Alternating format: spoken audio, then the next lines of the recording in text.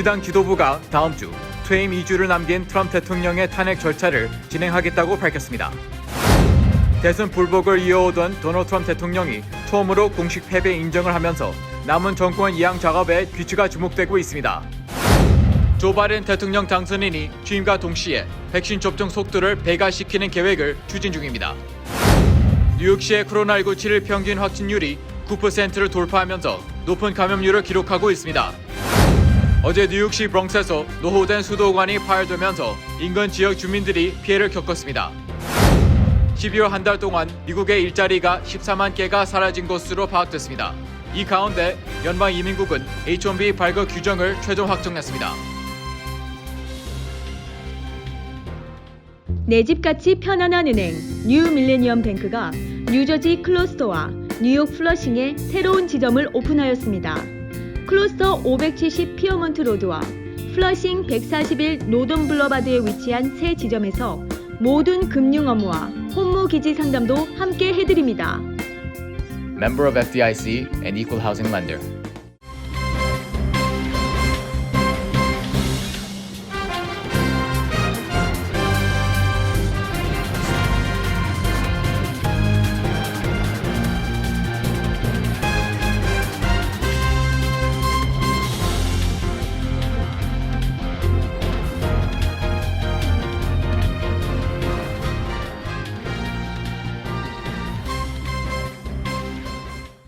여러분 안녕하십니까? KBTV 뉴스 9 이차원입니다.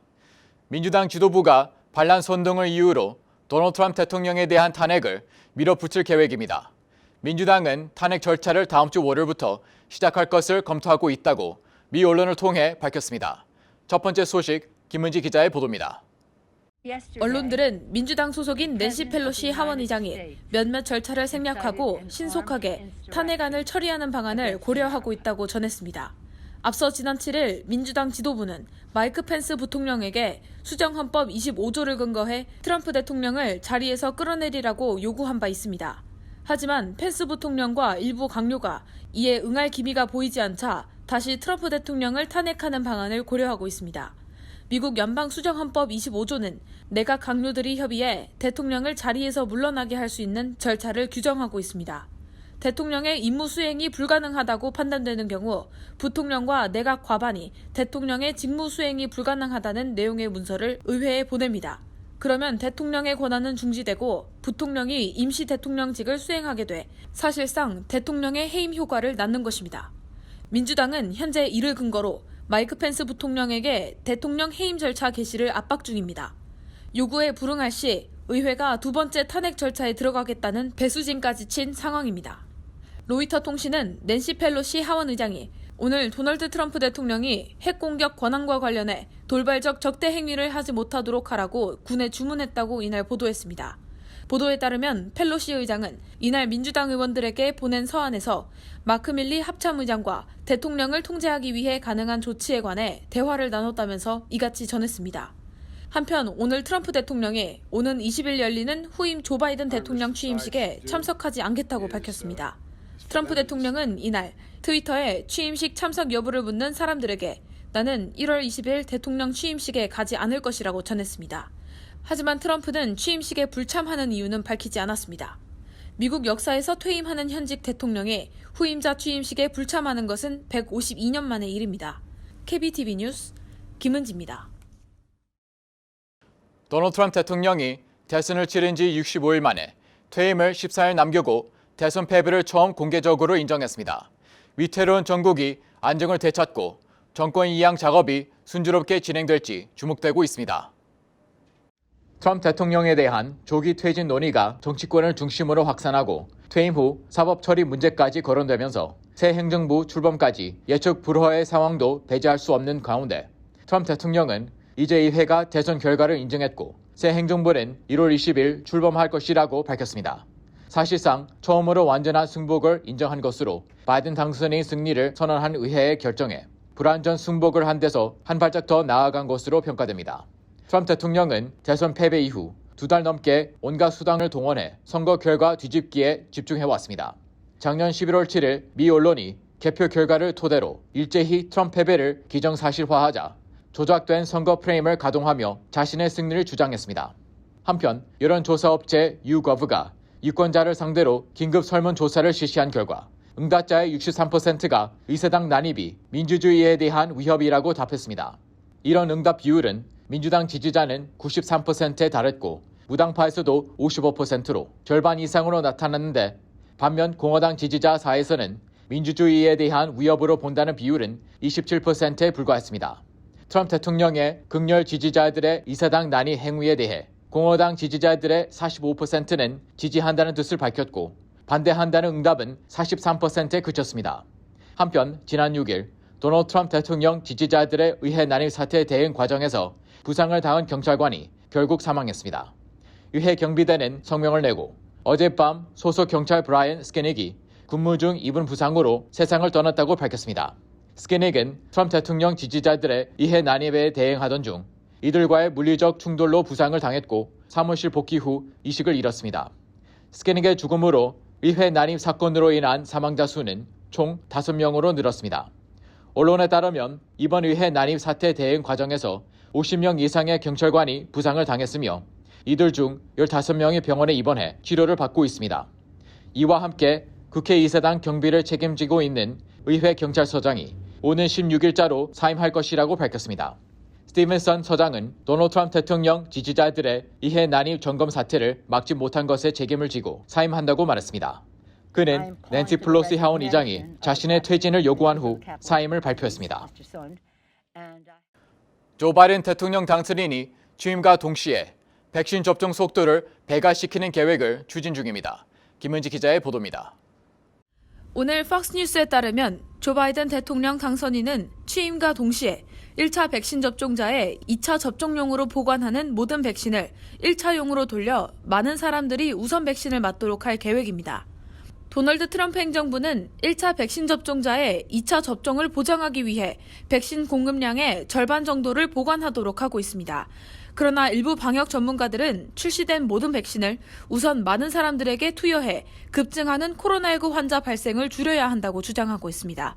팍스뉴스는 바이든 대통령 당선인은 백신이 가장 필요한 미국인들이 가능한 한 빨리 백신을 맞을 수 있도록 보장하면서 백신의 공급을 가속화해야 한다고 전했습니다. 현재 화이자 백신은 첫 번째 접종 후 21일째에, 모더나 백신은 첫 번째 접종 후 28일째에 각각 두 번째 접종을 실시합니다. 이들 백신은 모두 2차 투여를 마쳐야 95%의 예방 효과가 생기는 것으로 알려졌습니다. 때문에 일각에서는 계속적인 백신 공급이 보장되지 않은 상황에서 접종 횟수를 절반으로 줄여 공급을 늘리는 방안은 경계해야 한다는 시각도 있습니다. KBTV 뉴스 김은지입니다.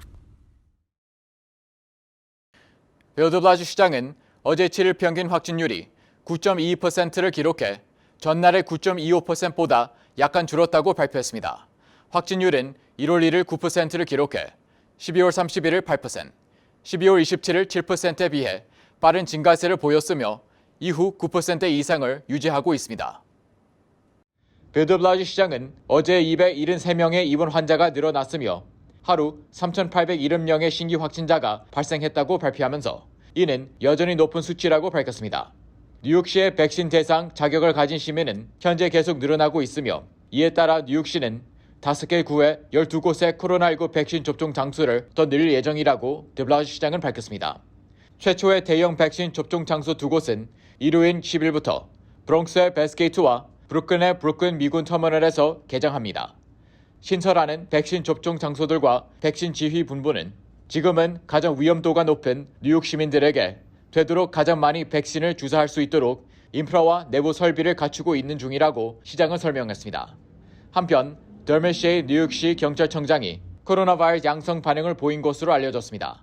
쉐이 청장의 상태는 양호한 것으로 전해졌으며 임원 중 다른 사람이 최근 경찰청장과 접촉했는지는 알려지지 않았습니다.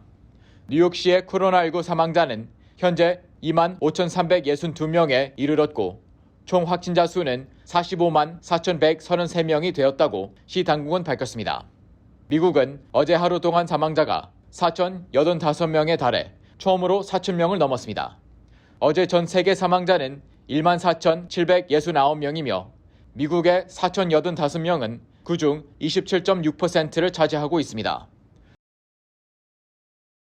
어제 뉴욕시 브롱스에서 낡은 수도관이 파열되면서 인근 고속도로가 침수돼 하루 종일 교통이 마비되는 소동이 발생했습니다. 자세한 소식 김은지 기자가 전해드립니다. 어제 브롱스 지역 제롬 애비뉴 지역 지하에서 수도관이 파열되면서 쏟아진 물이 인근 도로와 크로스 브롱스 고속도로를 덮쳤습니다. 이에 따라 고속도로가 물바다로 변해 자동차 시동이 꺼지는 바람에 수십 명의 운전자가 차 안에 갇혔습니다. 파열된 수도관 주변 10개 건물 지하실이 침수됐으며 10여 대의 차량이 급류에 휩쓸려가다 박살이 났습니다. 브롱스에서 조지 워싱턴 다리까지 교통이 완전 차단되는 바람에 출근길 시민들은 발을 굴러야 했습니다. 사고가 나자 수십 명의 복구 요원들이 출동해 복구 작업을 벌이고 있었지만 정상을 회복하기까지는 3, 4일 정도 걸릴 전망입니다. 뉴욕타임스는 현재 뉴욕시는 지하에 깔린 7,000마일 길이의 수도관을 통해 하루에 약 10억 갤런의 물을 공급하고 있는데 이들 수도관의 평균 연령이 70세 이상이기 때문에 수시로 동파 사고가 발생하고 있다고 지적했습니다. 뉴욕시 수도관 중 일부는 1차 세계대전이 발생한 1914년 이전에 깔린 것들도 있습니다. KBTV 뉴스 김은지입니다. 노동부가 12월 한 달 동안 모든 사업체에서 14만 개의 일자리가 사라졌다고 오늘 발표했습니다. 이 가운데 도널드 트럼프 행정부는 전문직 취업비자 신청자 선정에서 현행 무작위 추첨제를 폐지하고 임금이 높은 순으로 발급하는 새 규정을 최종 확정했습니다.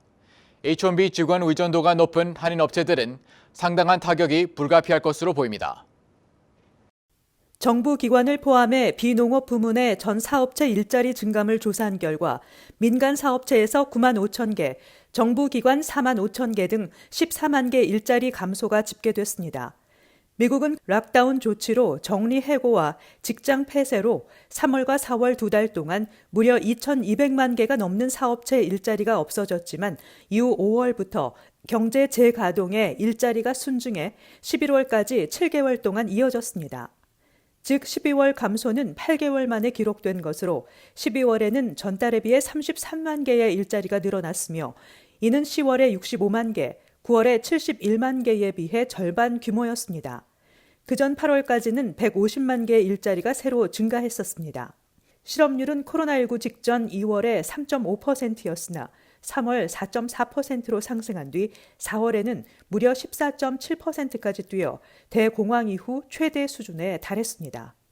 한편 연방이민서비스국이 H-1B 선정 절차에 대한 개정 규칙 최종안을 발표했습니다. 이 최종안은 H-1B 신청자들의 임금 수준을 레벨 1부터 레벨 4까지 임금 순에 따라 4단계로 분류해 임금 수준이 높은 4단계 신청자부터 우선적으로 H-1B 비자를 발급하도록 돼 있습니다. H-1B 직원 채용을 원하는 고용주들의 H-1B 사전 등록분이 일반 쿼타 6만 5천 개와 석사 학위 이상 대상 2만 개를 합해 8만 5천 개의 쿼타분을 초과할 경우 기존의 무작위 추첨 대신 임금 수준 순서에 따라 비자 발급 대상자를 선정한다는 것이 개정안의 주 내용입니다. 이민서비스국은 변경되는 H-1B 신청 절차는 6만 5천 개 학사 이상 일반 쿼타뿐 아니라 석사 이상자 대상 2만 개 쿼타에도 동일하게 적용된다고 밝혔습니다. 이민서비스국의 이 규칙 개정안은 60일간의 여론 수렴 기간을 거치게 돼 있어 빠르면 오는 3월부터 적용될 수 있을 것으로 보입니다. 그러나 이번 개정안이 바이든 행정부 출범이 채 2주도 남지 않은 시점에서 발표돼 바이든 행정부에서 살아남을 수 있을지는 확실치 않습니다. 뉴욕주가 코로나19 백신 자격 여부를 확인할 수 있는 스마트폰 앱 MI 엘리지블을 어제 발표했습니다. 이에 따라 모든 뉴욕 주민들은 이 앱을 통해 백신 자격 여부를 확인할 수 있으며 만약 자격이 될 경우 백신을 접종할 수 있는 가까운 센터와 예약할 수 있는 전화번호 등을 안내받게 됩니다. 뉴욕주는 5단계로 나눠 백신을 배포 중인 가운데 현재는 의료진 등이 포함된 페이스 1A를 대상으로 백신을 접종하고 있으며 순차적으로 올해 여름까지 모든 주민을 대상으로 백신을 접종한다는 계획입니다. 한편 뉴욕시에서는 백신 접종 대상에 포함되는 사람들은 뉴욕시 백신 관련 웹사이트를 방문하면 자신의 거주지와 가까운 백신 센터를 선택한 뒤 예약을 진행할 수 있습니다. 또 뉴욕시는 11일부터 백신 접종 예약을 접수하는 콜센터도 운영하고 조만간 백신 접종 자격 여부를 실시간으로 확인할 수 있는 스마트폰 앱 마이턴 NYC를 공개할 예정입니다. MBC 뉴스가 생중계한 미국 의사당 앞 시위대가 집결한 현장에서 태극기와 성조기를 함께 든 시위자의 모습이 포착됐습니다. 해당 장면을 접한 조국 전 법무부 장관은 어제 자신의 페이스북에 해당 영상을 캡처한 사진을 공유하며 태극기 부대원도 참가한 것인가? 라는 짧은 글을 올렸습니다. 또 한 누리꾼은 시위대랑 태극기 부대랑 다른 점이 없다고 지적했습니다. 또 다른 누리꾼은 나라 망신은 누가 하는 것이냐며 비난하기도 했습니다. 한편 워싱턴 의사당 시위대 난입 사태는 수백 명의 대규모 인원이 난입한 사태는 처음입니다. 244년 된 미국의 민주주의 역사에 가장 부끄러운 날이라는 개탄이 쏟아졌고 미국 정치권, 재계는 물론 전 세계가 경악하고 규탄하고 있습니다. 이번 사태는 시위대가 대부분 백인 남성 또 평범한 미국인이었다는 점과 트럼프 시대를 열었던 이들의 좌절과 분노가 이제 의사당 난입은 아무렇지 않다는 듯 여길 정도가 됐다는 게 심각한 문제라며 이 폭력 사태의 1차 책임은 트럼프 대통령에게 있다는 평가가 지배적입니다. 뉴욕주가 코로나19 사태에 더불어 겨울철 추위로 어려움을 겪고 있는 주점과 식당들을 위해 총 300만 달러 규모의 뉴욕주 주점 식당 복구 기금을 만들어 업소당 최대 5,000달러씩의 보조금을 지급하기로 했다고 발표했습니다. 신청 자격 요건은 뉴욕주 내 사업체, 직원이 고객을 맞는 일반 요식업소, 2019년 매출 300만 달러 이하, 코로나19로 재정적 어려움을 당한 업소 등입니다. 신청 시 제출 서류는 소유주 신분증, 2019년 사업자 세금 보고, 2019년 소유주 소득 보고, 업소 라이선스, 영수증 등입니다. 신청은 오는 11일부터 기금 웹사이트를 통해 할 수 있으며 심사를 통과한 업소에 지급되는 최대 5,000달러의 보조금은 5개 영업을 위한 시설 공사, 방역 물품 구입 등의 용도로 사용할 수 있습니다. 어제 필머피 뉴저지 주지사가 145억 달러 규모의 법인세 감면을 골자로 한 2020 뉴저지 경제회복 법안에 서명했습니다. 이 법은 최대 7년에 걸쳐 시행되는 총 115억 달러 규모의 기업 법인세 감면 혜택과 총 26억 달러 규모 영화업계 세제 지원 등이 주요 내용입니다. 특히 법인세 감면 혜택은 도시 재개발을 위한 부동산 프로젝트, 저소득층 아파트 개발, 대중교통 기반 사업 지원 등 목적의 뉴저지 어스파이어 프로그램과 일자리 창출 및 유지를 위한 뉴저지 이머지 프로그램으로 구성됩니다. 각 프로그램별로 6년간 매년 최대 11억 달러씩 법인세 감면 혜택이 제공되며 7년째는 사용하지 않은 예산이 있을 경우 법인세 감면이 주어질 수 있도록 규정됐습니다. 고용 창출을 위한 뉴저지 이머지 프로그램은 자격이 되는 기업에게 고용직원당 8,000달러의 법인세 감면이 제공됩니다. 만약 직원 100명 미만 기업의 경우 현 풀타임 직원의 25% 이상 신규 일자리를 창출하면 수혜 대상이 될 수 있습니다. 잠시 후 커뮤니티 브리핑을 전해드립니다.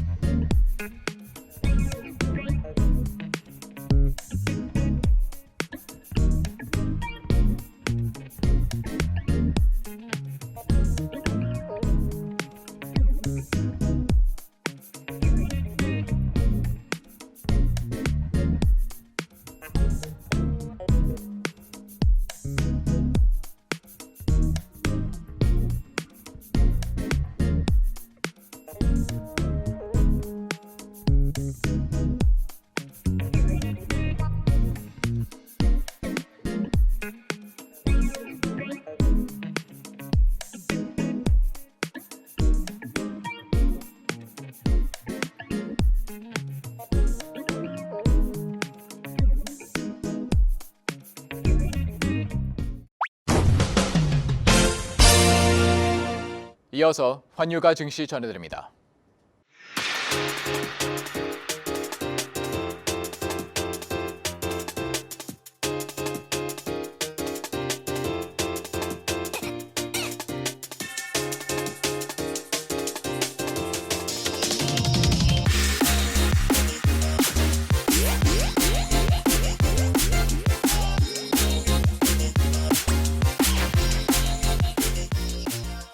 잠시 후 뉴욕과 뉴저지 날씨 전해드립니다.